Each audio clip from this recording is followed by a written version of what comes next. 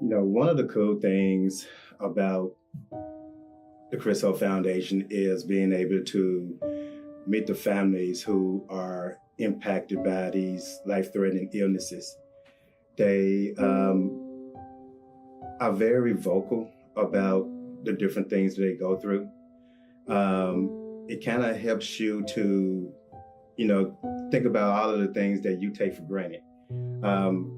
Something that seems to be an automatic thing for us in our lives, how it's taken away from them. I mean, nobody expects to get the news that their child has cancer or their child needs a heart replacement. These are things that impacts them right away. They hear the stories of their immediate reaction when they get this news.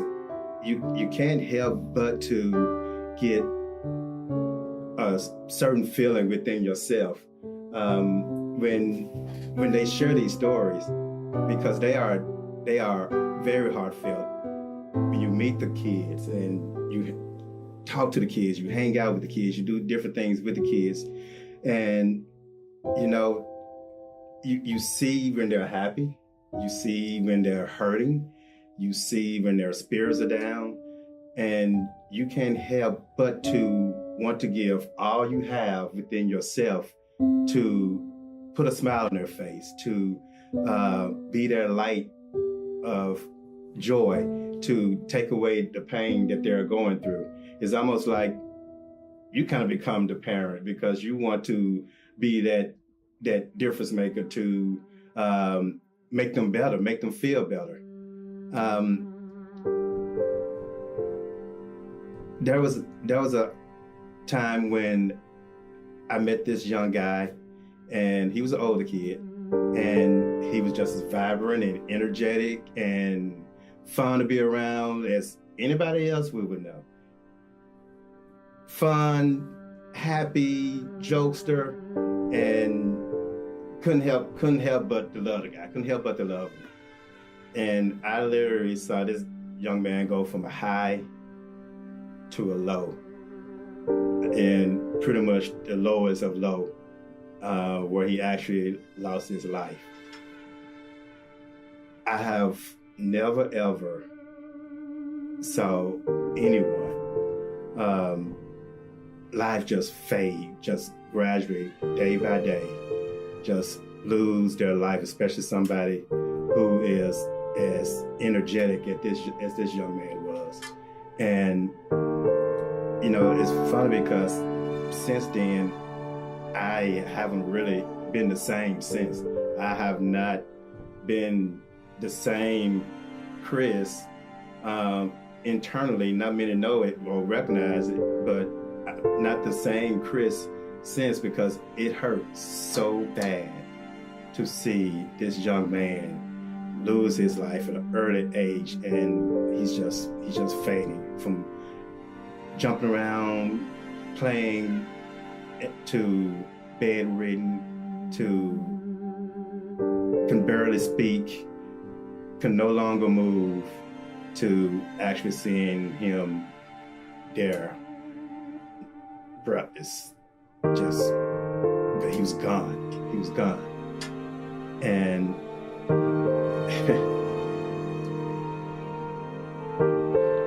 I would never ever forget the time that I had with him, because he had become like that son that I never had. He inspired me to want to do more. I mean, not just this young man, but another kid, 2 years old, same situation. Loved him to death, would do anything for him and do anything for his family. And seeing what these families go through, seeing what these kids go through, it drives me. It motivates me. Their stories makes me want to just do all I can. I mean, there are moments when I get so high and so driven that I feel like I can just change the world, and it's they are the ones who make me do what I do. They are the ones who give me what I need to go out here and fundraise, to go out here and get people to be a part of what we do. We go and feed the families. We feed the families, and when the volunteers join us at the end of an event, they are so appreciative of being able to come out and meet all the different families, and so thankful to be able to give back to all these different people who are pretty much had their life taken from them.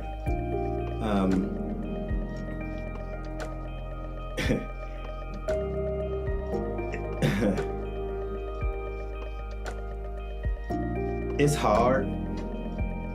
I mean, there are a lot of good things when it comes to the Chris O Foundation and doing the different things we do, but it is so hard sometimes to know that a kid has lost their life, to have a text message hit me at 2 o'clock in the morning saying so-and-so is gone. To be able to get that text message in the middle of the day that says so-and-so is no longer with us.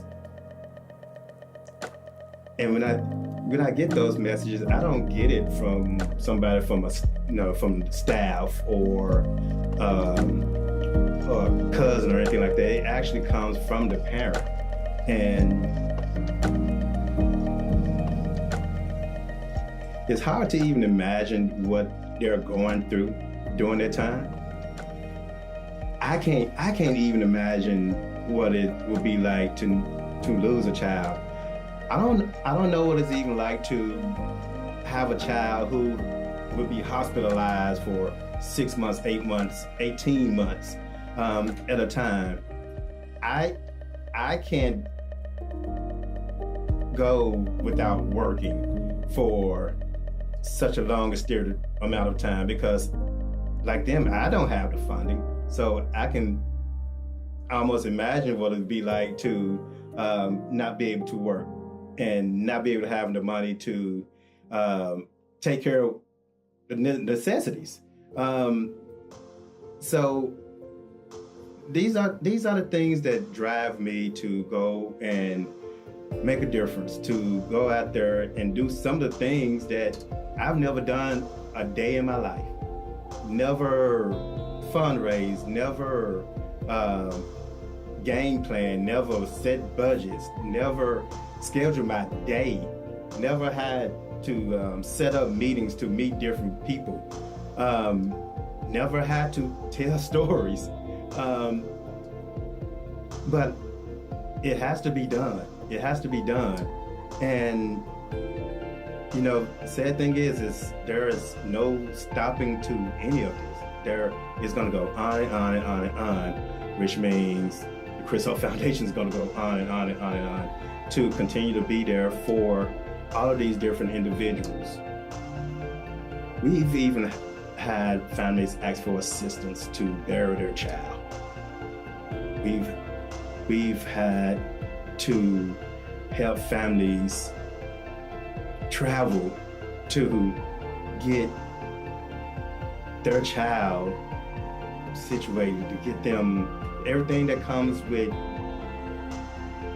burying their kid. I mean, how do you respond to someone not having the funding to bury their child? How?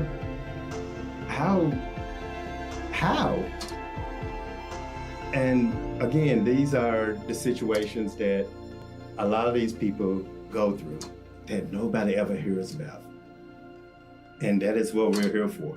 We're here for those families who are struggling, who needs help. That needs help. There are a lot of them, they have their pride. They're never asked, but when they do, you know that they really need your help. And we do all that we can to be there to support them, to be there for them. because that's what we're here for. I am Chris Hope, the founder of the Chris Hope Foundation. I am passionate, driven, and determined to make a difference in this community. This is me.